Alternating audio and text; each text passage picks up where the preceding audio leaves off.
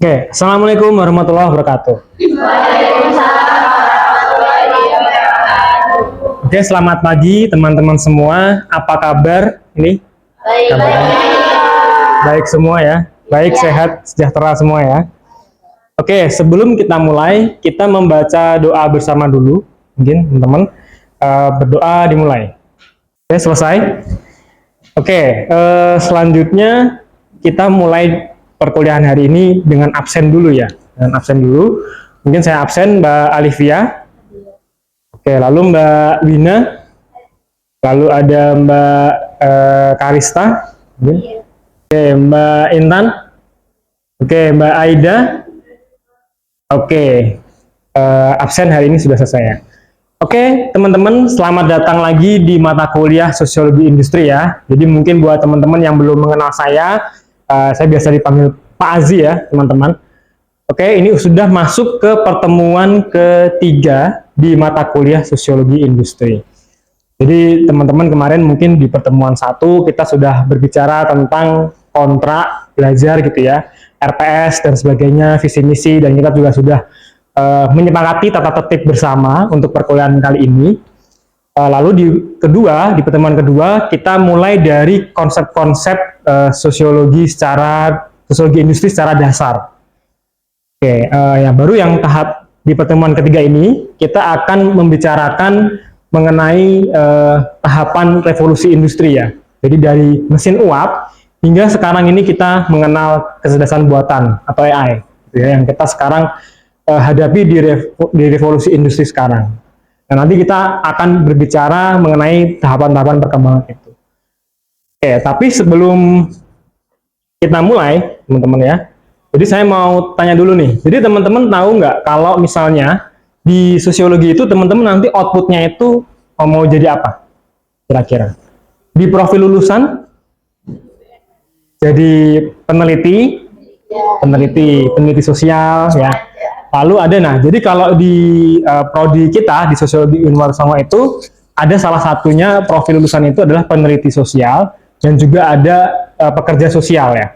Yang mana mata kuliah Sosiologi Industri ini itu cukup sangat membantu dan cukup kuat untuk teman-teman meraih profil lulusan itu. Gitu. Jadi akhirnya dari profil lulusan itu diturunkan menjadi CPL atau capaian pembelajaran. Gitu. Nah, dari capaian pembelajaran itu diturunkan lagi ke CPMK ya, capaian pembelajaran mata kuliah, dan seterusnya nanti ada sub CPMK.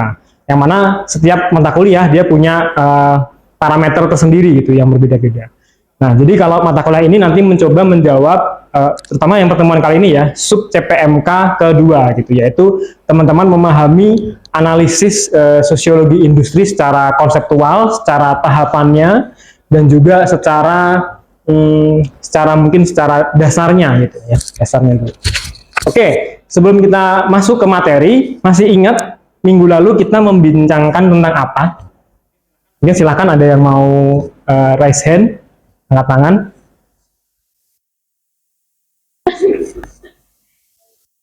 Nah, oke, silahkan Mbak Laili. Yang kemarin itu membahas mengenai sosiologi industri, itu merupakan fenomena industri dan masyarakat, seperti itu, Pak. Berarti hubungan antara fenomena industri dan masyarakat ya. Jadi sosiologi industri itu melihat antara itu. Menurut Mbak Laili ya dari pertemuan yang kemarin. Mungkin ada lagi satu lagi yang mau mencoba berargumentasi. Misalnya apa sih pentingnya sosiologi industri bagi kita misalnya? Teman-teman kan ini sudah semester 5 ya. Sudah semester 5. Oh ya, silakan Mbak. Jadi seberapa penting sosiologi industri bagi kita itu karena sosiologi industri itu bisa memahami dampak perubahan sosial, terus menganalisis hubungan industri dan masyarakat, kemudian memahami budaya kerja dan membangun sumber daya manusia. Terima kasih Mbak Alivia ya atas responnya ya. Jadi kalau menurut Mbak Alivia tadi adalah salah satunya adalah dampak ya, dampak yang bisa dilihat itu. Nah, jadi memang mata kuliah sosiologi industri ini sangat lekat dengan kita. Nah, sampai kita akhirnya move ya teman-teman, kita move ke materi hari ini.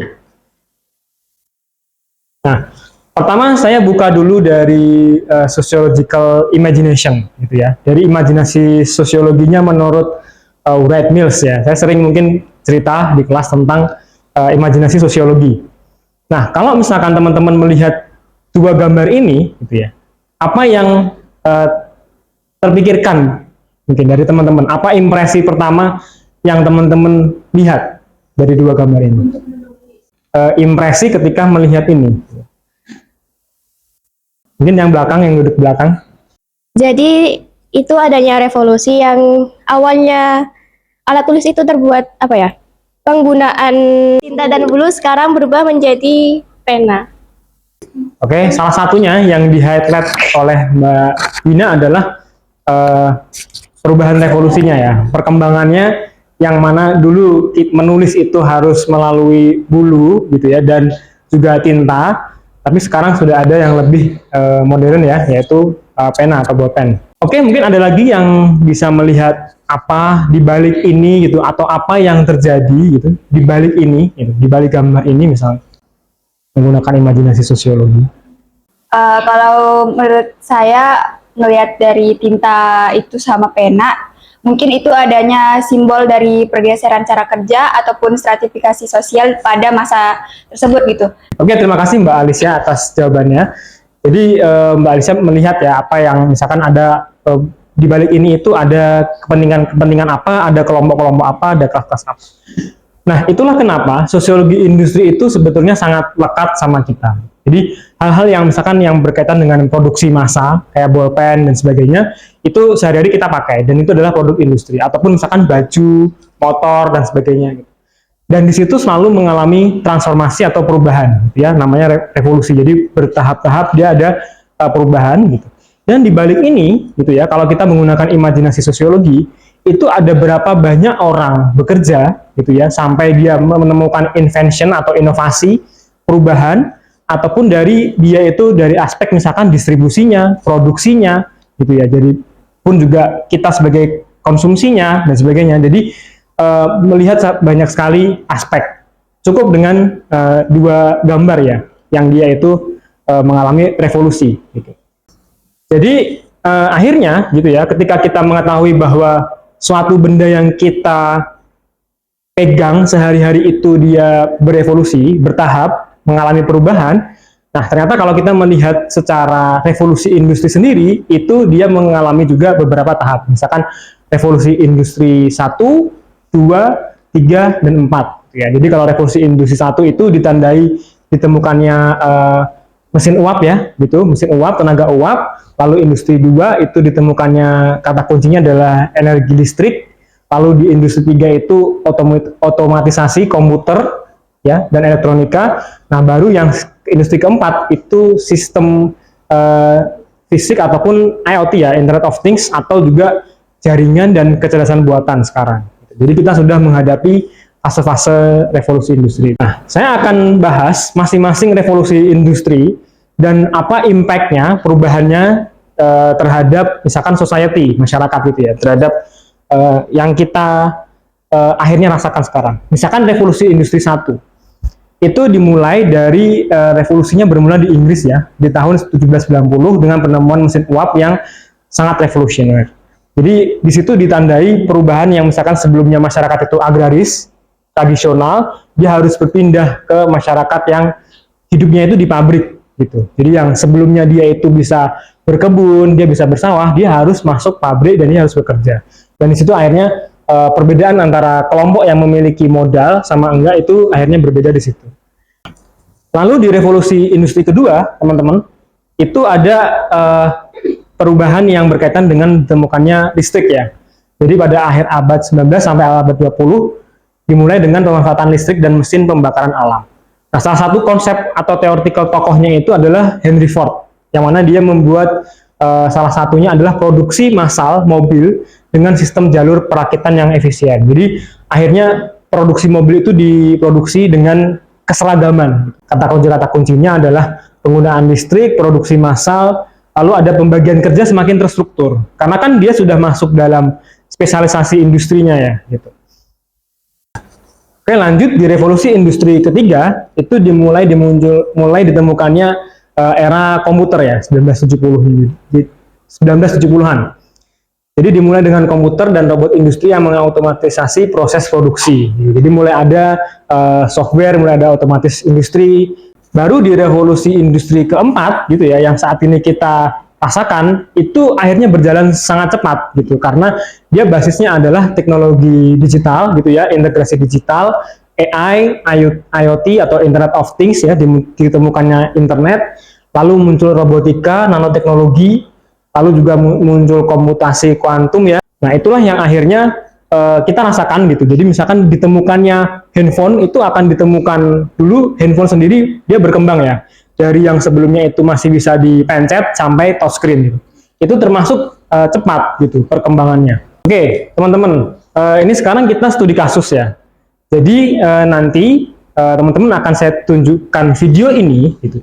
Dan teman-teman akan berkelompok, dan kira-kira nanti ada pertanyaan masing-masing kelompok itu menanggapi dari video ini, bisa dari video ini, bisa dari luar video ini. Tapi video ini menjadi suatu pemantik ya teman-teman. Jadi nanti kelompok 1, kelompok 2, kelompok 3 siap-siap untuk mencoba berargumentasi.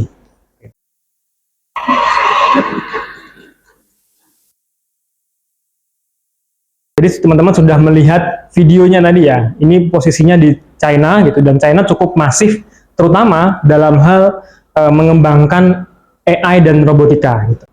Nah, jadi ini juga salah satu apakah akan terjadi revolusi industri berdasarkan AI gitu ya. Jadi revolusi AI yang mana percepatan yang sebelumnya udah cepat di revolusi industri 4 akankah bergerak lebih cepat lagi dengan ditemukannya AI gitu ya. Nah, oke, untuk menjawab gitu ya, ataupun untuk teman-teman berargumentasi, saya minta teman-teman dibagi secara kelompok ya teman-teman. Secara kelompok, kelompok 1, kelompok 2, kelompok 3, dan saya memberikan media pembelajarannya gitu. Jadi media pembelajarannya itu namanya investigasi kelompok, teman-teman. Investigasi kelompok itu jadi nanti setiap kelompok itu akan menuliskan gitu argumentasinya berkaitan dengan hubungannya, kalau kita yang ambil saat ini adalah AI dengan keterkaitan kita sebagai manusia gitu. Jadi ini saya briefing dulu gitu ya. Nanti teman-teman bekerja selama 5 menit gitu untuk mencoba menjawab masing-masing per kelompok. Jadi kelompok 1 mana? 1. Kelompok 2? Oke. Kelompok 3? Oke, sudah siap ya? Coba dibaca dulu kurang lebih. Nah, jadi masing-masing itu nulis ya, bisa pakai bolpen ataupun pakai spidol yang saya sediakan. Gitu. Jadi misalnya kelompok 1 diskusi manfaat AI dan dampak positif apa saja dalam sektor kerja. Nah, misalkan manfaat AI-nya 1, berarti ditulis 1 di sini. Misalkan memudahkan manusia atau apa, misalkan lebih ini, nah, tempel.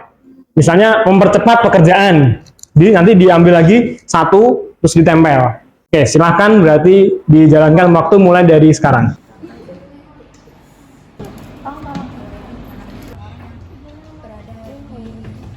Oke, nah jadi teman-teman bisa sambil refleksikan, bisa sambil diskusikan gitu ya, yang seru dengan teman-teman satu kelompoknya.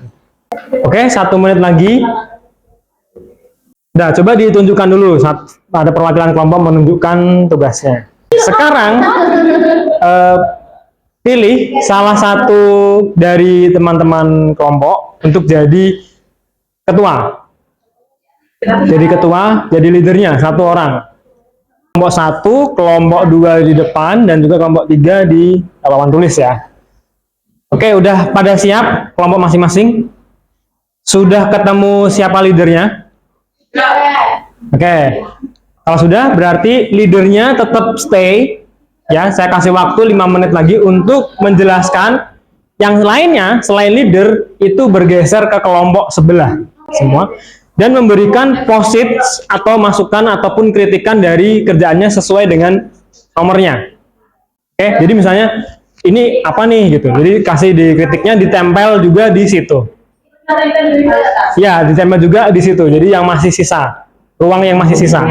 Jadi yang stay, teman-teman, yang stay itu yang menjelaskan kalau misalkan ditanyain sama kelompok lain. Lalu selanjutnya meningkatkan keselamatan dan polarisasi kerja yang juga ada melakukan tindakan gini-gini Oke, next, waktu habis teman-teman.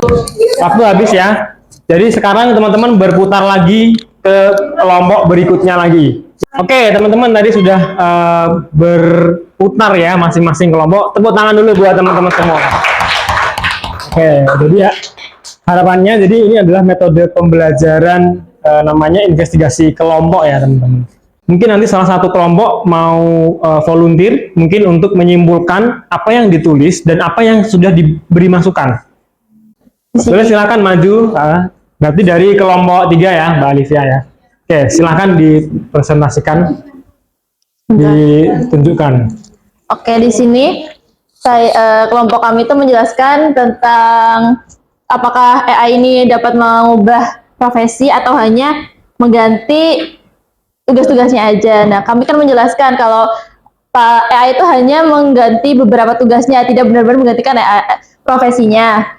Nah, di sini ada beberapa masukan, yaitu kita dari kelompok saya tidak menjelaskan dengan rinci pekerjaan dan tugasnya.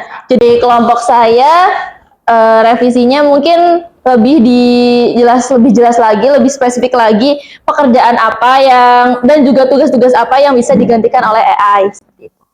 Oke, tepuk tangan buat Mbak Alivia dan Mbak Tiga. Oke, keren sekali ya hasil kerja teman-teman semua juga. Oke, nah itu jadi mungkin ya salah satu simpulan kita gitu di mata kuliah misalnya sosiologi industri ya teman-teman.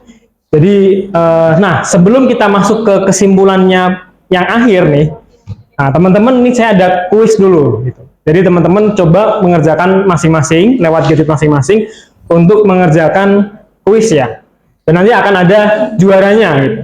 Berapa udah join masuk ya? Wis ada yang siapa nih? Aida, gak ada. Queen siapa nih? Queen nih. Yang udah masuk ya. Oke teman-teman, ada 16 peserta yang bergabung ya, dan akan hanya ada satu juara gitu ya, akan mendapatkan hadiah. Oke, silahkan 1, 2, 3 dimulai.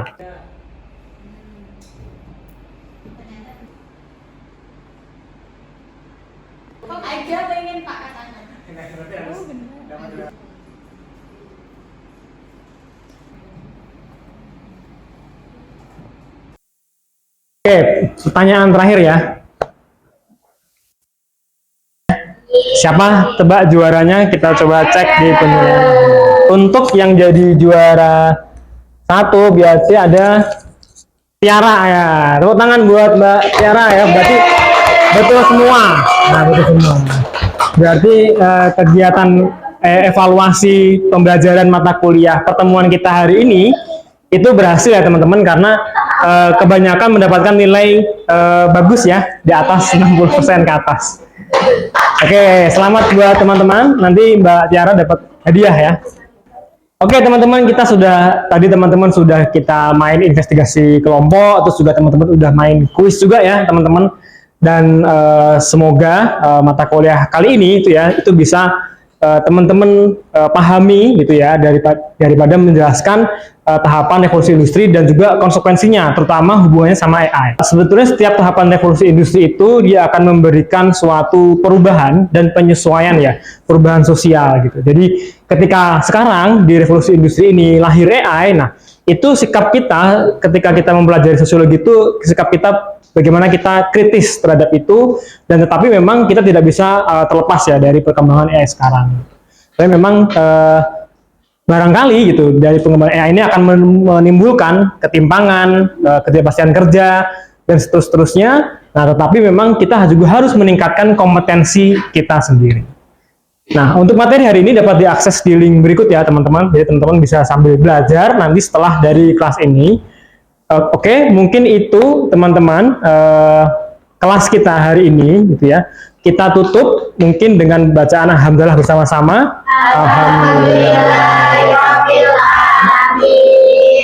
Oke, dari saya pamit undur diri. Terima kasih atas kehadiran dan antusias teman-teman semua. Maaf apabila ada salah kata dari saya. Saya tutup. Wassalamualaikum warahmatullahi wabarakatuh. Waalaikumsalam.